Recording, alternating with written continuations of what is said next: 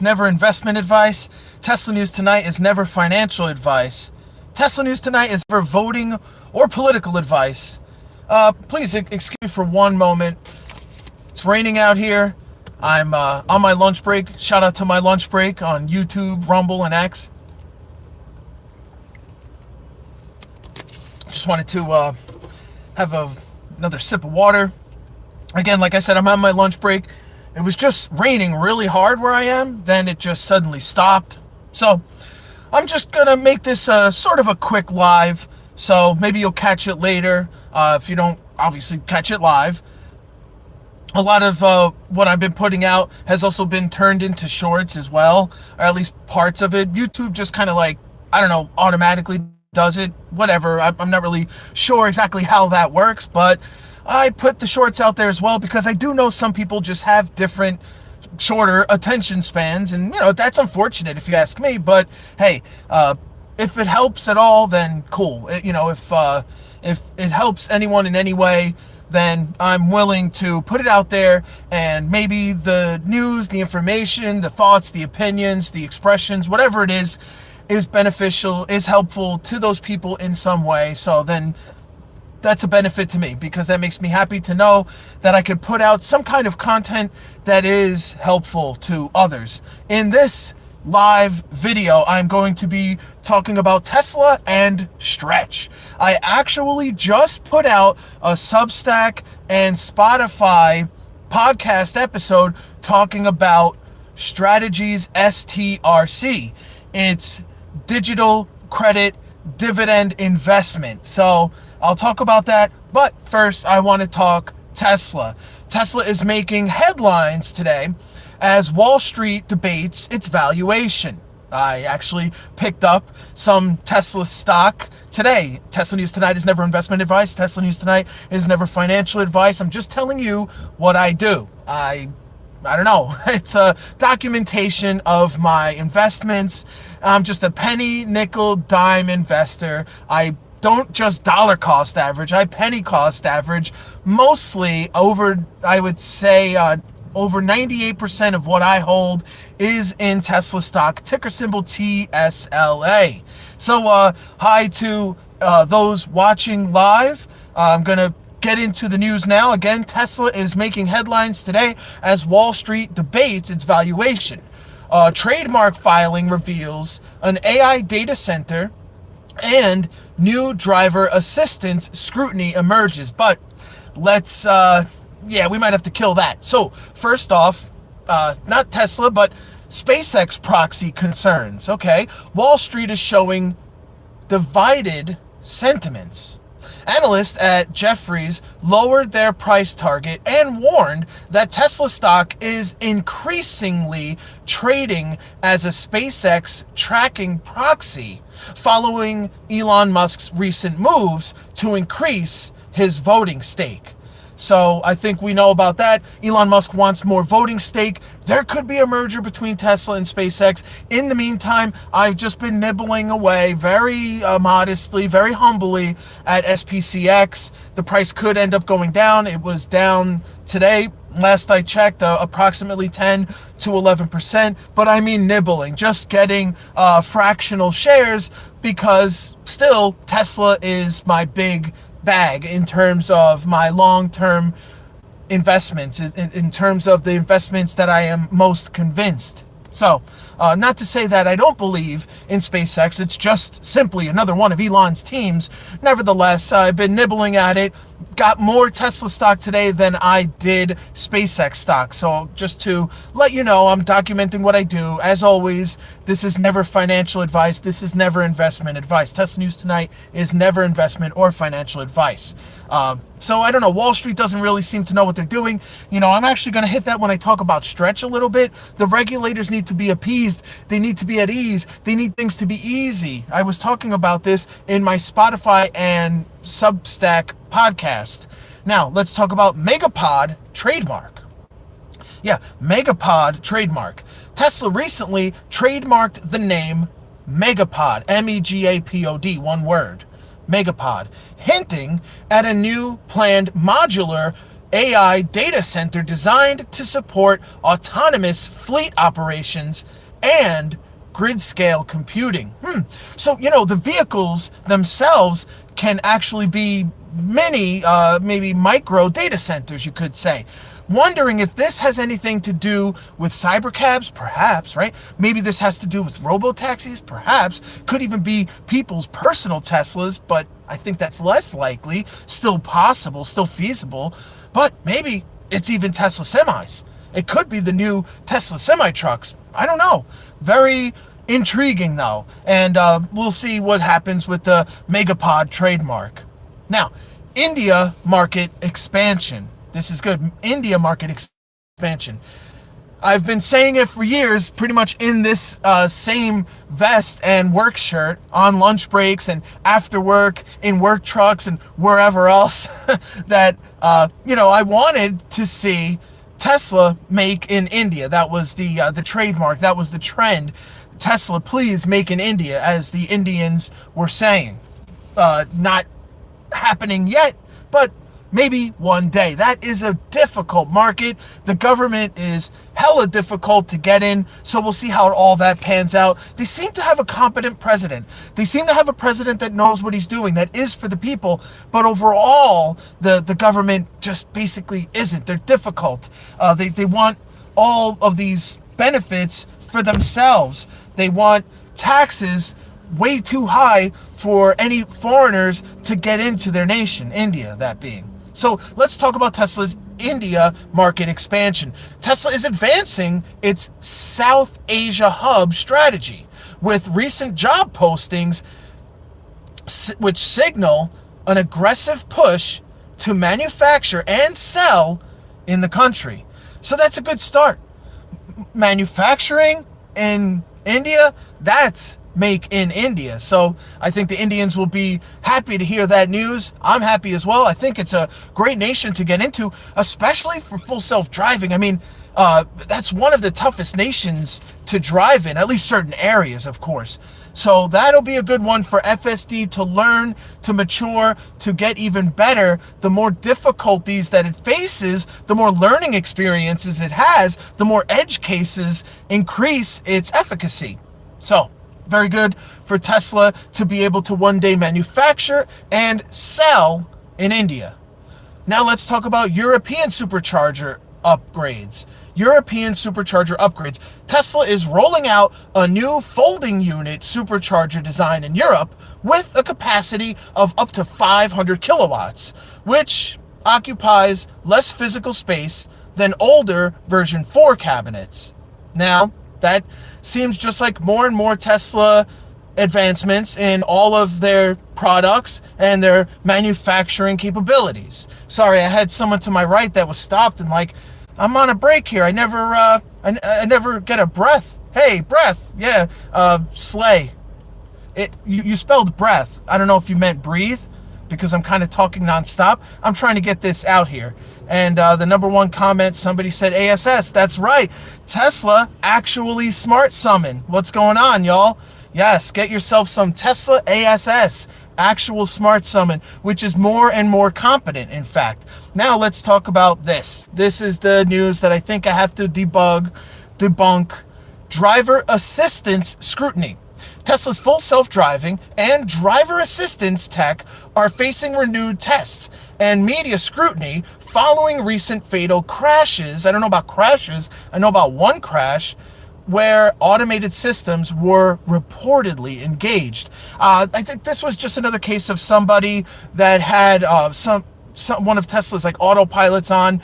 They were obviously not using full self-driving, and there was a video, like a Ring doorbell video of someone's house, and they ended up crashing into the house. I think someone unfortunately passed away in that, but that is up to the driver. Even Tesla's supervised FSD, it's your responsibility as an adult that read the very short contract about FSD that you are in control. You are the supervisor. You are responsible for what happens with your vehicle. As good as FSD is, it's still your responsibility. Now I'm going to go over some stuff that Mark Moss and Michael Saylor said about Stretch. Ticker symbol STRC. And I know this is a little bit out of bounds. This is basically just the same information that I went over. It's from a Mark Moss video and a video where Michael Saylor was being interviewed talking about strategy and in particular STRC, known as Stretch. Mark Moss said about STRC, not sure if you're interested. Recently, there was a fourth drop in STRC. Pretty significant drop as well. Personally, I was able to pick up some STRC. Someone in the comments, I guess, is asking, they're saying, so you're saying Tesla is bad? If that's what you got from all this, hey, I don't know what to say. But thanks for applying yourself. Thanks for being a part of this. This is the issue with YouTube. That's why I'm typically on SUBSTACK and Spotify, where you can check out my simulcasted podcast episodes. So again, the fourth drop of STRC recently. I don't know why my nose is so itchy. I guess it's allergies with this rain and everything like that, blowing all this pollen around. Nevertheless, fourth drop in STRC recently. I picked up some personally. Big opportunity, according to Mark Moss, to get yourself some STRC. Never financial advice, never investment advice, but this is an opportunity bigger than anyone can even imagine, as he says later on in the video that I'm covering. I'll go over what he said. The drawdown looks comfortable. If you're convinced in STRC, if you know what it is, if you know the strategy, if you know the Bitcoin backing that it has, then you would understand. And I will talk about that now. Strategy sold 32 Bitcoin. To you and I, of course, that's a ginormous amount that we probably can't even afford in the first place, let alone be able to just sell it willy-nilly. But it's a drop in the bucket for strategy. And it was only done to appease regulators. This is what I said I was going to get on here. The regulators need to be appeased.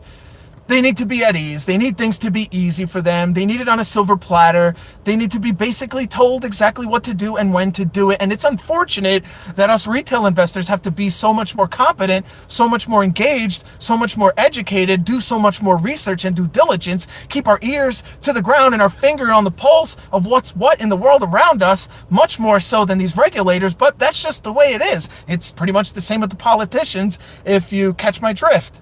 STRC volume, nevertheless, is growing. Even though the price went down, people are still piling into their STRC bags. And it's not like I have a ton of money or anything like that. I see it as a good longer-term dividend-paying investment. Something totally different than a growth and a growth stock like Tesla stock. But I also see Tesla stock as a value stock. So, being that, as it may, and I also see Tesla stock as being diversified in and of itself because of all of the products and basically the companies within one company, Tesla. And just imagine if they are to actually merge with SpaceX. It would really be so synergetic for Elon's teams. It would really be so beneficial for Elon Musk personally, and also the board of the companies, combining, making those kind of boardroom decisions that much easier, that much smoother, and thus that much quicker. But we're talking about Stretch here, STRC. Wealth investors do not think that STRC will fail. That's a big thing. They build wealth. You most likely want to build wealth if you are an investor yourself. So again, wealth investors do not think that STRC will fail. That's big. 32 years of dividend coverage, according to strategy. That's what STRC has. Not because of the 32 Bitcoin they sold, but because, get this, strategy holds 840,000 Bitcoin. I'll just say that again. Strategy holds 840,000 Bitcoin. That's about $50-60 billion of BTC. That is the backing behind Strategy's Stretch, STRC. This is an entire new financial system. Strategy already has the funds to pay the dividends to the investors. This is backed by unprintable money, Bitcoin. That's right. It's not like fiat currency. It's not like your USD. It's not like your Ruby. It's not like your yen. This can't just be printed into further and further and lesser existence. This is 21 million Bitcoin forever. Some of it's already locked away and probably can't even be attained. And that 840,000 of Strategy's Bitcoin is partly what's backing STRC and what makes it intriguing for wealth investors, intriguing for retail investors, intriguing for retirees alike. So what Mark Moss said in his video, these things to watch for with STRC. Watch the dividend of STRC, see if it grows, see if it shrinks, see how promising it looks to you. Watch the price of STRC. And you'll have to watch the price in accordance with the dividends. See what happens to the price. Watch it go up, watch it go down. See if the dividend goes up and goes down, obviously, right? I mean, but still, those are things to watch for. But at the end, Mark Moss made sure to say this, and I will repeat it. I'll say it at least twice. Watch digital credit explode. That's even what I titled. I quoted Mark Moss for the title of my most recent Substack and Spotify podcast. Watch digital credit explode. Because again, it's a new frontier. It is an entire new financial system that Strategy is doing. Now, what Michael Saylor said about STRC is that maturity for STRC could come in 5 to 20 years. So what do you think about that? I think it basically depends on adoption. The more adoption, the sooner the maturity comes. What does the maturity mean? I would imagine the maturity means less volatility. So then you won't get swings this volatile anymore, where the price of STRC can go down $10 or $20. That number will stay closer to 100. And Strategy is not afraid of it dropping at all, because they might just raise the dividend. They might just sell some investments. They might sell 32 Bitcoin or something like that. I think you get the drift, and kind of how easy it is for Strategy to pull this off. I mean, to conceive it was difficult enough. To build it was definitely difficult enough. But now that it is in effect, it is a great new financial tool, like I said, for wealth investors, for retirees. Retail investors are getting on board as well. Here's what Michael Saylor said, and I quote, "We will adjust the dividend." And when he says that, I picture the competition. I believe it's SATA, that pays a 13% dividend, where now STRC is paying an 11.5% dividend.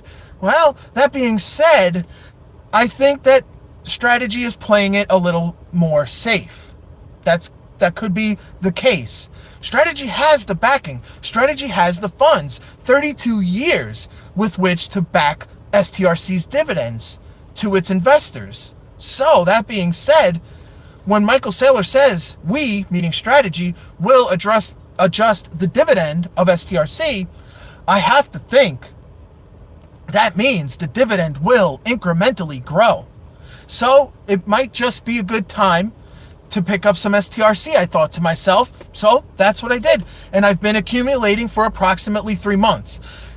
Like I said, I'm just nibbling. I'm getting fractional shares, so take it with a grain of salt. This is never investment advice. This is never financial advice. I'm just putting out my documentation of what I'm personally doing, and I'm giving you the news, the thoughts, the opinions, the interviews, the quotes, everything that I possibly can, so we can kind of conjure up all of this information and see what we want to do with it, if anything.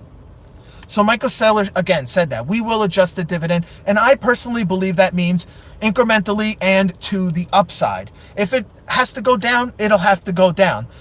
But the closer to maturity, the less volatility, the less likely that will even ever have to happen. There have already been 5 to 6 adjustments of STRC. Higher? Yeah, I think from 9 to 10, 10 to 11, 11 to 11.5. Let's just see. Let's just continue to look at it if, of course, you are interested, if you are intrigued in STRC. Now, this is another thing to note. We know how big Strategy is, right? You know how big Michael Saylor's strategy, formerly MicroStrategy, is. MSTR, STRC, STRK, STRD, all those, right? But STRC, known as Stretch, is actually the largest strategy tool. I don't know, that's why I'm intrigued by it, and I think like holding it alongside Tesla stock for me is good. I get the the diversification that I want. I get the dividends that I want. I get the growth that I want. I get the value that I want. To me, that's what I'm doing personally. Let me know what you guys are doing. I'll see you in the comments and the chat. Chat's been the chat, right? I was watching BKFC and the chat was just terrible. I wanted to, if you don't know what BKFC is, that's Bare Knuckle Fighting Championship. And yeah, the chat just wasn't that cool. And I don't know what's going on. But then again, most of those people weren't even really paying for the event anyway, because most of those people just dropped off once the actual paid part of the event began. So it's unfortunate for them. It's only $10. It's $10 well spent, I think, if you're into the mixed martial arts game, if you're into boxing, if you're into any kind of combat sports of any kind. Another one that I'm actually into, especially as a tech enthusiast, is UFB. Yeah, that's Ultimate Fighting Bots, where they actually use unitary robots to do fighting. Now, I've talked about this in podcast episodes on Substack and Spotify. Why? Well, because I have a theory, right? There's a quote here that I have from the Fourth Transformation book, Robert Scoble. I quote, "Where gamers take people, everyone else follows." Now, I say that, and I talk about Ultimate Fighting Bots. What the heck is Tesla News Tonight talking about? What does this mean? Well, I have a theory that Tesla's Optimus humanoid robots will be put into SpaceX Starship rockets, and whether it's the moon, the Mars, or the stars or beyond, but Tesla Optimus humanoid robots will be put into starships. They will do terraforming or manufacturing missions on the moon, on Mars, wherever else, right? And they will be competent enough to do tasks autonomously, but why not get the assistance of a gamer? I think you've seen it where the Boring Company was able to use an Xbox controller to manipulate another robot that Elon's teams makes, the Boring Company Proof Rock boring machine, controlled by an Xbox controller. Yes, where gamers take people, everyone else will follow. And I believe that gamers right here on Earth will be using their video game controllers and or computer keyboards to control Tesla's Optimus humanoid robots wherever they are, on the moon, on Mars. And we know that there could be certain latency concerns, but this has already happened. NASA was already able to do this with the Perseverance robot. They'll tippity type some programmatic actions for the robot to do, aka manipulating the robot. And yes, it would take quite some time to get that signal, that message, that manipulation from Earth to Mars. Nevertheless, it gets there. Then the folks at NASA come back to work in the morning and get to see those actions take place, if they did take place. And typically, I do believe they did. You can check out the Perseverance documentary. I think it's on Amazon Prime, but look for it. You could see it. You could see what I'm talking about if you haven't already, if you didn't already read about it or know that this is actually real capability. So I know that I'm going off on a tangent, but this is one of my favorite things. Souls with no souls in a place with souls. And what does that mean? That means the soles of the Optimi feet, the bottom of their feet, those soles, S-O-L-E-S, with no souls, S-O-U-L-S, because of course they're humanoid robots, not human beings, so I imagine they lack that kind of soul. In, not on, because they will be boring into Mars, so in a place with souls, S-O-L-S, which are Mars days. They're known as souls, and they are about an hour longer than our days here on Earth. So, what do you think? You think that's a possibility? That could happen with or without a SpaceX and Tesla merger, right? Where the Tesla Optimus humanoid robots just get plunged, as many as you could possibly fit, into SpaceX starships, and whether it's the moon or whether it's Mars, those missions can be done by people on Earth controlling them with video game controllers and or computer keyboards. We could see how the latency concerns, develop. We could see how effective they are, if at all. And then, of course, you have SpaceX's Starlink satellites making those latency concerns less of a concern anyway. Well, we'll see. We'll see how it all pans out. I hope you enjoyed the Tesla news. I hope you enjoyed my coverage of Mark Moss and Michael Saylor talking about Strategy's Stretch, known as STRC. And I hope you liked my Tesla Optimus humanoid robot on Mars rant, where human beings with video game controllers and computer keyboards will control Optimi.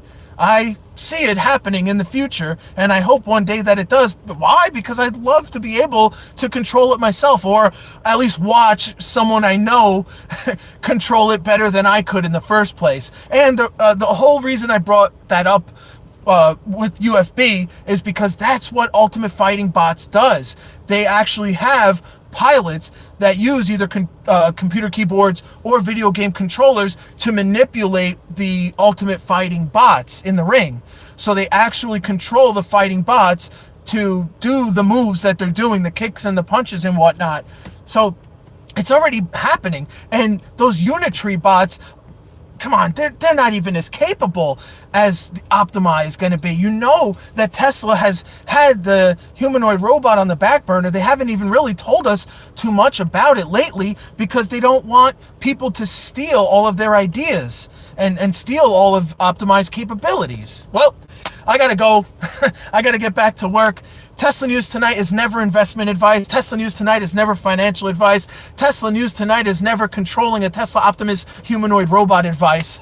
But I hope you liked my idea that I've conjured up about how the Optimi could actually be controlled by human beings, which could make them more capable. I could even take that theory further, by the way, and say that I believe that could be an XAI video game. Because XAI wants to get into gaming, so why not? Use a point system. They see what their robot sees, for lack of a better term. Their vision is through the humanoid robot that they're controlling. Or I have an idea where there's some kind of tether that can be attached and hoisted behind the robot, where they can also get a third person perspective of the robot they're controlling. I don't know, but I know it's an off-the-wall idea, but at the same time, it's logical. At the same time, it's theoretically possible. It's not impossible, that's for sure. I'm not sure if it's quite the best idea, but I do believe that as good as the robots could be, I don't see them being so competent already that they'll be ready to just do all of these different tasks, like terraforming Mars or manufacturing goods on the moon. So I think that would be better suited for human beings on Earth that already have those capabilities and can simply use a video game controller to do it. Anyway, I wish you all peace, love, and prosperity. Let me know if you like the live videos. Let me know if you like the shorts. Let me know if you're checking out Tesla News Tonight at Tesla Tonight on Substack and or Spotify. I wish you all peace, love, and prosperity, and I love you all for listening. By the way, check out the links in the description for my Cash App and my Sticker Mule store. I'm actually going to be adding 2 new pieces of merchandise on the Tesla News Tonight Sticker Mule store. So those are coming soon, but I already have a lot of merchandise up and running. Again, I wish you all peace, love, and prosperity. I like this one. This was a fun one. Later.